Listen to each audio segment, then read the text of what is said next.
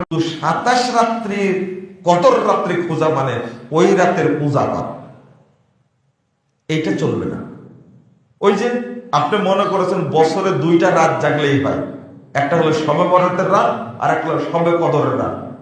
এটা তো হিন্দুদের পূজা করার চেয়েও খারাপ হয়ে যায়। আমরা দেখতে পাচ্ছি মুজাফফর বিন মহসিন নামক এই ভণ্ড লা মাযহাবী সে বক্তব্য দিচ্ছে 27শে রমজানে কেউ যদি শবে কদর মনে করে ইবাদত করে এটা নাকি পূজা করা, 27শে রমজানকে পূজা করা হচ্ছে। নাউজুবিল্লাহ।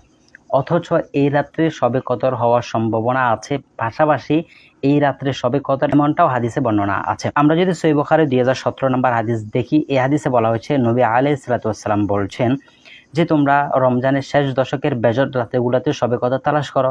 তাহলে 21 রমজান, 23 রমজান, 25 রমজান, 27 রমজান, 29 রমজান, এই 5টি রমজানের মধ্যে শবে কদর হওয়ার সম্ভাবনা রয়েছে।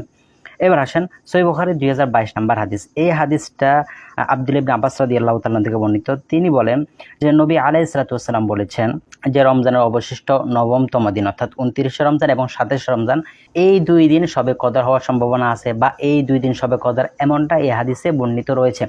তাহলে এই হাদিসের মাধ্যমে আমরা স্পষ্ট বুঝতে পারলাম যে শবে কদর 27 রমজান হতেও পারে এবং হবে, এরকমের সম্ভাবনা রয়েছে।